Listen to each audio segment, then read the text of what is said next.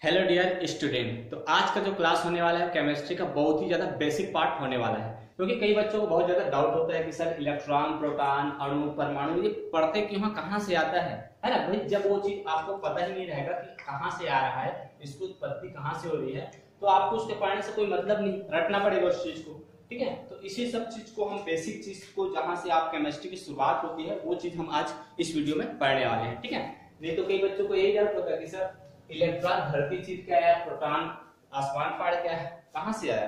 तो चलिए सबसे पहले स्टार्ट करते हैं उस जगह से, उस चीज से जिसको आप जानते हो। ठीक है, आपने सुना होगा पदार्थ के बारे में। ठीक है, पदार्थ, और इसी पदार्थ को केमिस्ट्री की भाषा में, रसायन की भाषा में क्या बोल देते हैं, द्रव्य बोल देते हैं। ठीक है, अब चलिए यहां से शुरुआत करते हैं पदार्थ से।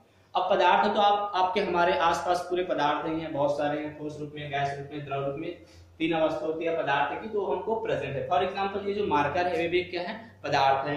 ये जो आपको व्हाइट बोर्ड दिखाई दे रहा है ये भी क्या है, पदार्थ है। जिस कैमरे से मैं शूट कर रहा हूँ मोबाइल, वो भी क्या है, पदार्थ है। तो हम पूरे पदार्थ से चारों तरफ से क्या है, घिरे हैं। ये सारी चीजें क्या है, पदार्थ। तो आप सबको तो पदार्थ पता है कि पदार्थ क्या होता है। पदार्थ जो होती है ठोस भी हो सकती है, द्रव भी हो सकती है, और गैस तीनों अवस्था में मिल सकती है। ठीक है, तो ध्यान दीजिए। अब हमारे पास ये सवाल आता है कि सर ये जो पदार्थ है वो किस चीज से मिलकर बना होगा।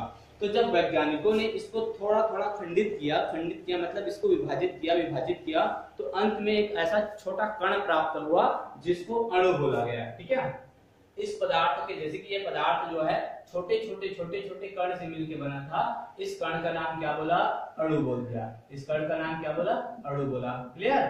ठीक है, वैज्ञानिकों ने क्या किया, जैसे कि ये कोई मार्कर है या कुछ भी, तो इसको मैं तोड़ते जाऊंगा, अंत में एक छोटा सा कण प्राप्त होगा, वो कण क्या हो जाएगा, अणु। यहाँ तक बात आप सबको समझ में आ गई होगी। कहने का मतलब ये जो पदार्थ है छोटे छोटे कण से मिलकर बना है, जिसको क्या बोल दिया गया, अणु। अब वैज्ञानिकों के दिमाग में फिर एक सवाल है, क्या ये अणु और टूट सकता है। तो उन्होंने इसको और खंडित करके देखा, तो प्रत्येक अणु जो है छोटे छोटे और कणों से मिलकर बना था, जिसको क्या बोला गया, परमाणु बोला गया। क्या बोला गया, परमाणु। ठीक है, परमाणु से मिलकर बना था, छोटे छोटे परमाणु से मिलकर बना था, इस प्रकार से। ठीक है, छोटे छोटे परमाणु से मिलकर क्या बना था, अणु बना था। अब यहाँ तक बात समझ में आ चुकी थी।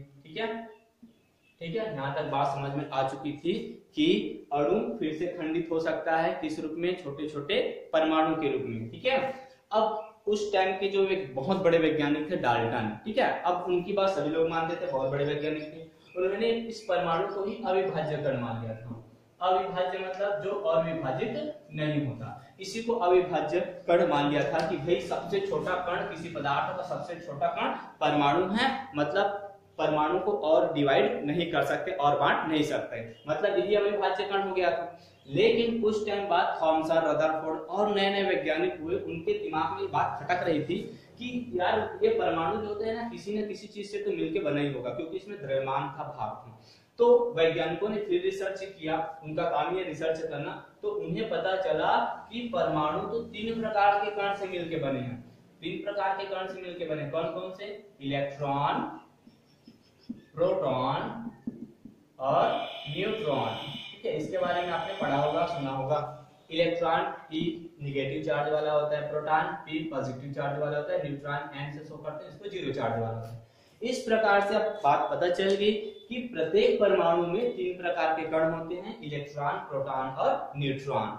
यहाँ तक बात समझ में आ चुकी है अब आपको। अब जो परमाणु था वो अविभाज्य नहीं रहा, ये बात खंडित हो गई डाल्टन की। ठीक है, क्योंकि परमाणु तो भाई खंडित हो गया। कहने का मतलब परमाणु किससे मिलकर बना है, इलेक्ट्रॉन, प्रोटॉन और न्यूट्रॉन, तीन छोटे छोटे कण से मिलकर बने हैं। बात समझ में आ गया, जिनमें से प्रोटॉन और न्यूट्रॉन कहाँ पाए जाते हैं, परमाणु के नाभिक में पाए जाते हैं, और ये नाभिक के चारों ओर वृत्ताकार कक्षा में घूमता रहता है। जैसे कि ये परमाणु जो होती है गोलाकार होती है, इसके बीच में नाभिक होता है जो कि धनावेश होता है, और इसी नाभिक में दो कण होते हैं, प्रोटॉन और न्यूट्रॉन, और इसके चारों ओर कौन घूमता रहता है, इलेक्ट्रॉन अपनी कक्षा में घूमता रहता है। आई होप अब आपको यहाँ पर बात समझ में आ चुकी होगी कि इलेक्ट्रॉन कहाँ से उत्पन्न होगा, अणु, परमाणु क्या है। तो हमारे चारों जितने भी पदार्थ है ना, वो छोटे छोटे कण से या इलेक्ट्रॉन, प्रोटॉन से बने हैं पूरा। कहने का मतलब इलेक्ट्रॉन, प्रोटॉन से क्या बना, परमाणु बना। परमाणु जब आपस में जुड़ते हैं तब क्या बनता है, अणु बनता है, और बहुत सारे अणु मिलकर क्या बनता है, पदार्थ। मेरा मकसद यही था आपको समझाना कि किस प्रकार से इसको डिफाइन किया जाएगा। ठीक है, चलिए अब नेक्स्ट पार्ट में हम कुछ और बेसिक चीज जानेंगे कि पदार्थ की कितनी अवस्था होती है, मतलब पदार्थ को कितने भागों में बांटा गया है रासायनिक और भौतिक वर्गीकरण के अंतर्गत। ठीक है, आई होप आपको ये वाला टॉपिक क्लियर हो गया होगा।